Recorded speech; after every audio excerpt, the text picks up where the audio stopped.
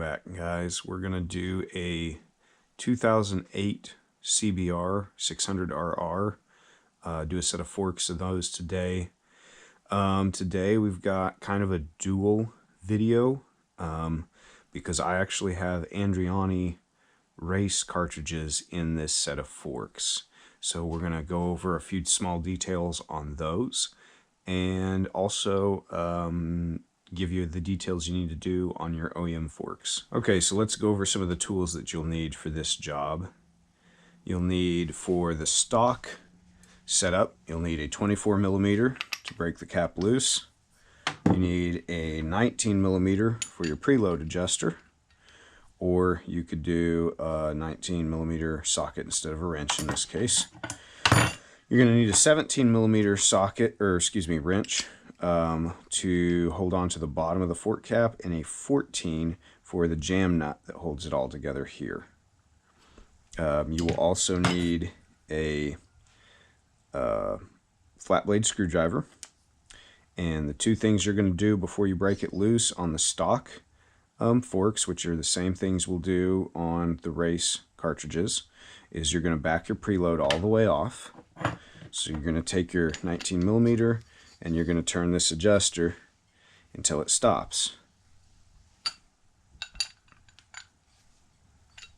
And then you're going to take your flat blade screwdriver and you're going to back this rebound or tension adjustment out counterclockwise until it stops. I'll tell you how to reset those things later. Now do make sure that you count your turns if you have these forks set up on both accounts. Make sure that you count number of turns and notate that somewhere so that you can put them back to that setting. On the Andreani kits, it's a 25mm and socket to take it apart, and it's a 17mm times 2 internally and externally to break the fork cap loose. I use a 17mm wrench and a 17mm socket.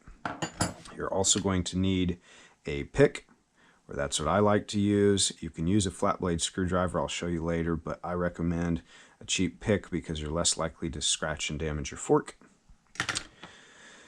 And last but not least, I like a hard composite plastic pry bar of some kind for removing and breaking the fork seal loose instead of using a screwdriver, where once again we're likely to scratch things. These are also really cheap. You're going to need these fork bullets, or you can use a thin plastic bag to protect. You're going to need some grease. You're going to need a fork seal driver, and at least the way I do it, and I think this is much better, you're going to need a fluid level setter.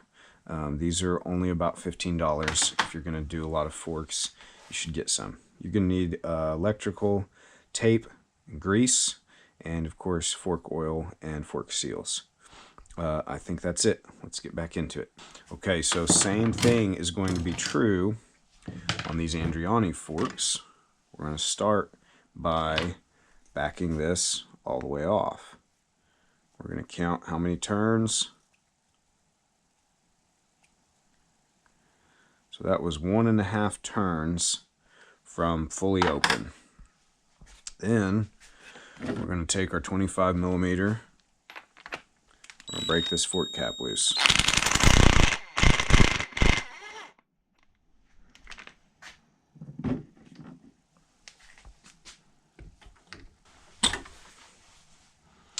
Okay, so I'm going to address a couple small things real quick here.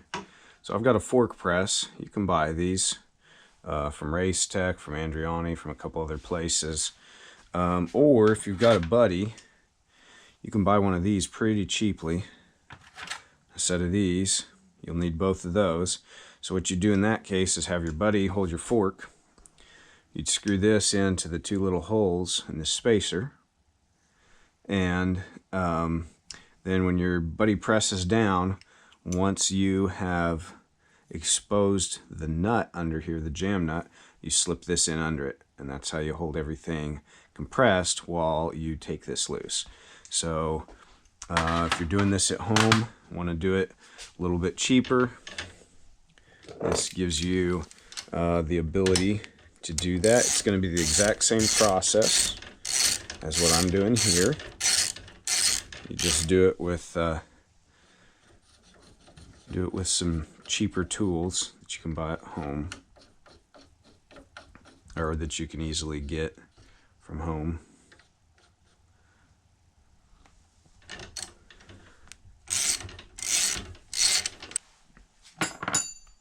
So now we're going to take our 17mm wrench on this jam nut here. Then we're going to take our 17mm socket to the top to the rebound adjustment, and we're simply going to break these loose.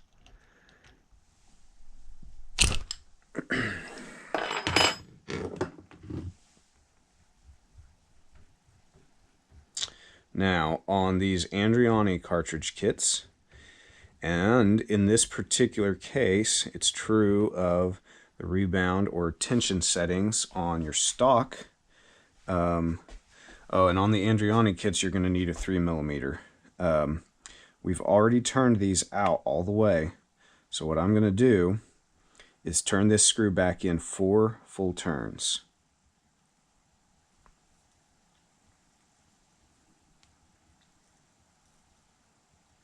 It should sit about flush, but this is going to be our correct preset for later. Now, another just little piece of information on the Andreani cartridge kits, you only have rebound and compression on, well, I shouldn't say you only have it. You have it on opposing sides instead of having it on both sides like your stock cartridges. So make sure that you keep these separate and that you keep them with the right cartridge. So in case you get them mixed up, the compression cartridge has its valving bleed holes at the top, and the rebound has its valving bleed holes at the bottom of the cartridge where it bolts to the fork shoe. So just keep that in mind and make sure that you keep those separate. Okay, we're going to pull out this damping rod, set it over here to be cleaned. And then we are going to back off compression here. I'm going to take this spacer out.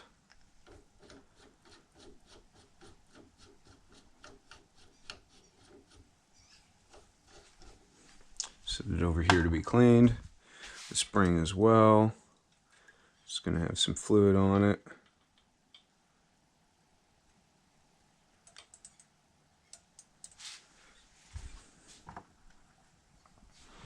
And then we're going to take this out and we're going to dump this. So be careful when dumping the Andreani cartridges because there is a needle and spring inside here. So we want to make sure we catch that as it comes out.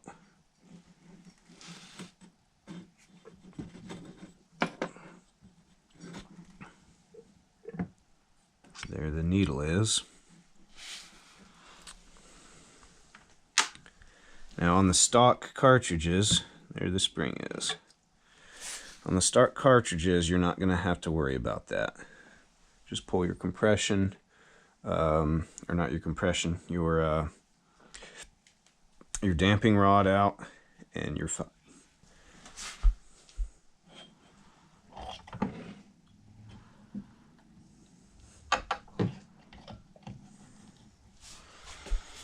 Alright, so I'm going to take this pry bar, insert it under this lip here, and just kind of wiggle back and forth. I like the SKF seals a lot, and they fit very tight and they stay in. That's why. That said, something like a cheap all-ball seal, even though a lot of the industry hates them, and I understand why, they really do fine for most applications. It's all about installation. Okay, so we're going to reach in here to this spring clip with the pick, find the raw end of the spring clip, lift it out of here and make sure that you don't nick or scratch or pry against your inner fork tube. Bring that all the way to the top, pry out, pull it off. Same thing, make sure you're not pushing that against your fork tube. Now we're going to kind of use the inner part as a seal driver. Drive the seal back out.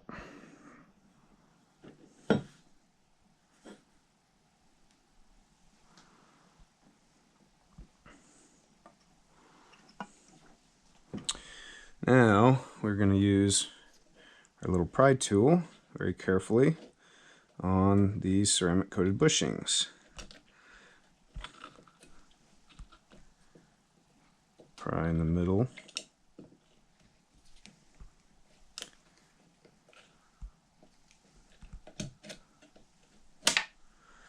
Move that over here to be clean too. Now this one will slide up, no problem. We'll clean all of that later.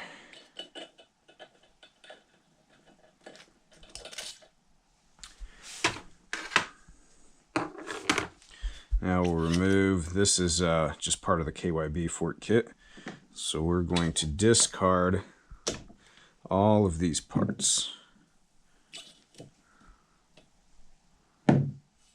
Alright, now we're going to flip that back upside down, let it drain.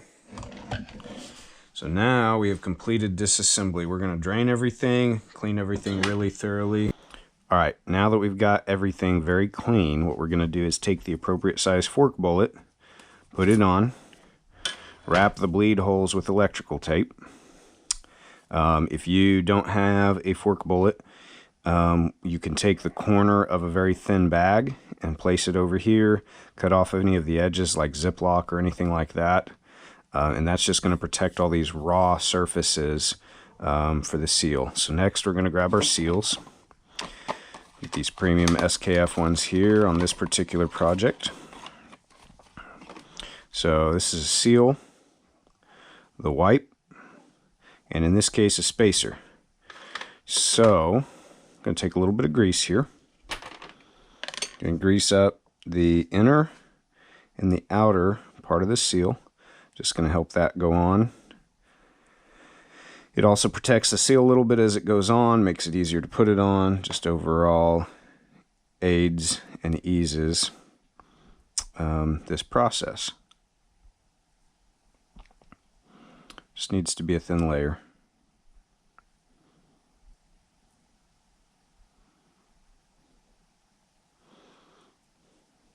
Set that to the side. Do the wipe.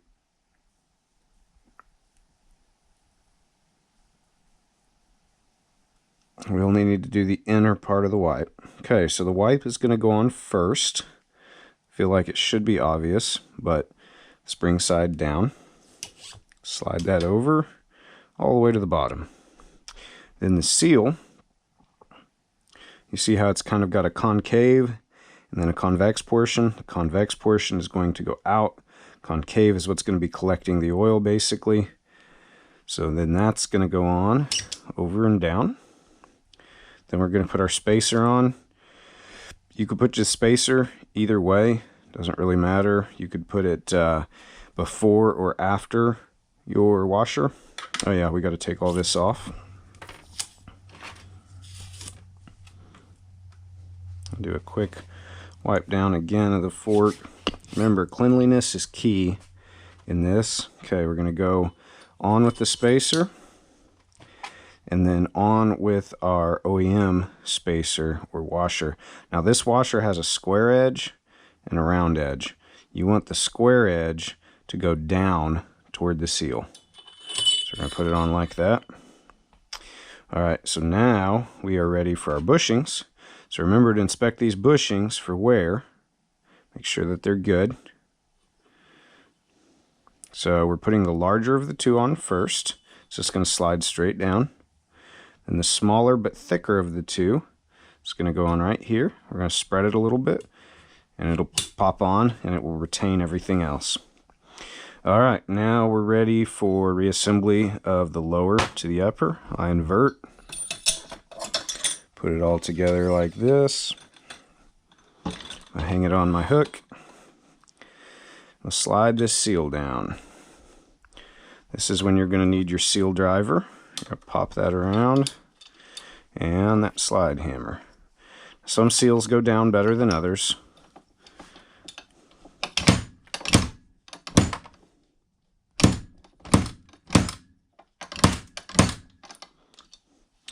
Just drive it in until you are past the indentation for the clip ring, the retaining ring.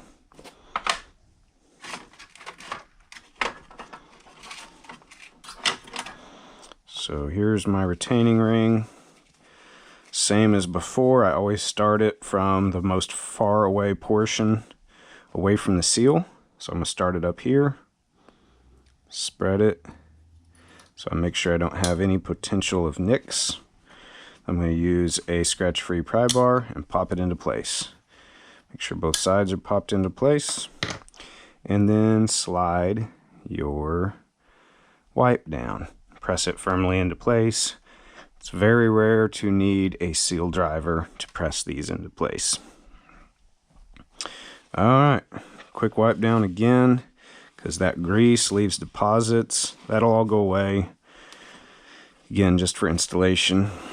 Alright, now we are going to compress it all the way. Slides nice and smooth. I'll put it over here in my fork compressor for fill and the rest of the installation. Just going to pour in here till it's basically full, because there's going to be a lot of air bubbles. Now we're going to bleed this cartridge. So this is a time when, if you wanted and had a big zip tie, you could tie a zip tie right under here, and then we're going to pump up and down 20 times.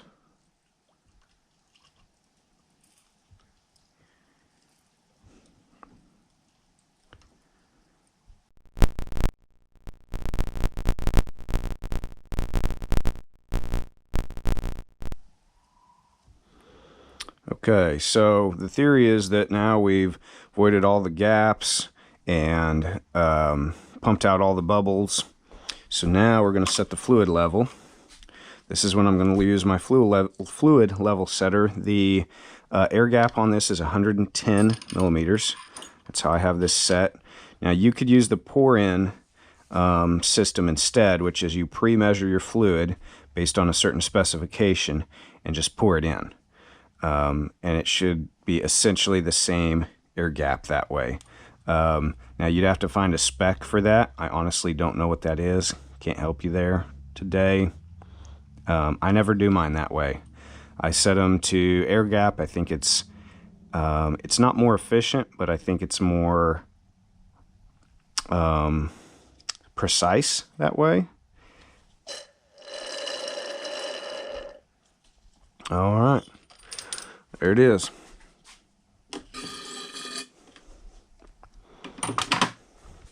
So now it's time to drop the spring in.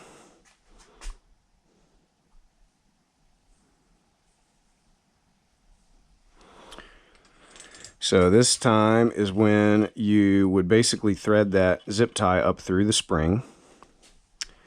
And now the spacer.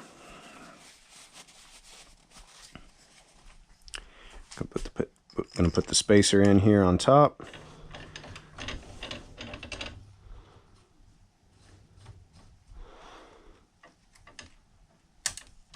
And compress the spring.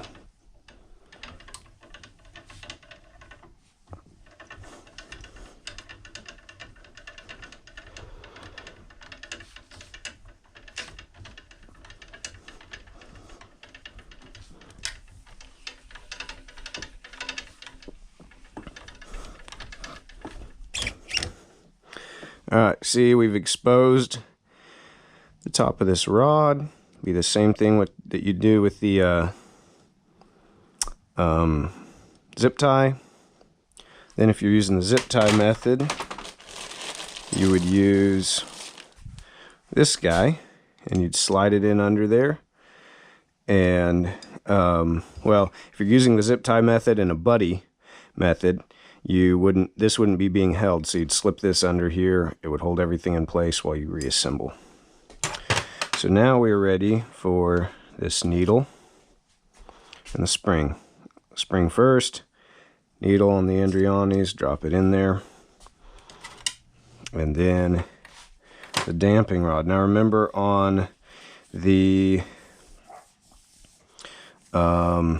stock forks, it's all going to be part of the stock system, so you won't have to worry about removing this and putting it in separate pieces. Okay, so on the stock forks and the Andreani forks, the same thing applies. Remember, we talked about presetting your, on the stocks would be your rebound, but your topmost screw, so you'd back it out all the way until it stops, and then once it was disassembled, you run it in 4 full turns. That's going to set that height, and that jam nut is going to come up and meet it. If you don't do it that way, your jam nut's going to either come up too far or not far enough, and your settings will be all crazy. So we're setting this on top. Sorry about that. We're setting this on top. Just going to screw it down until it stops.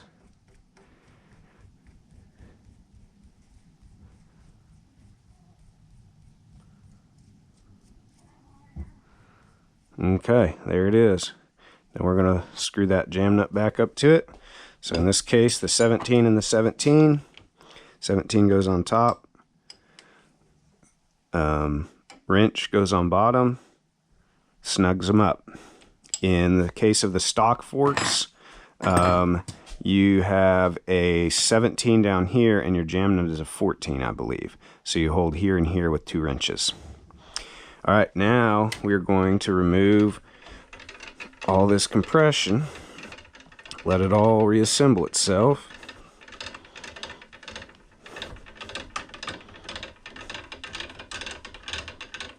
Okay, and then back these guys off.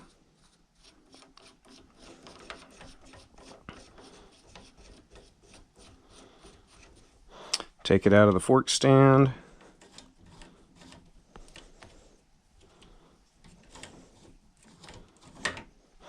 And slide it up, and just lightly put it back on until it stops, and then a couple clicks. You could do that by hand. You definitely don't want to overdo it. Some people get concerned about using an impact on this stuff. Just be smart about it. Okay, now we're going to reset our settings here. So we already talked about that. So we'll redo our preload. We'll redo our compression and rebound, depending on what forks you're in, and just set them back to their original settings if you already had a presetting. If not, set them back to factory. All right, that pretty well concludes it. That is a finished fork. I'm gonna go clean this and then reinstall it. All right.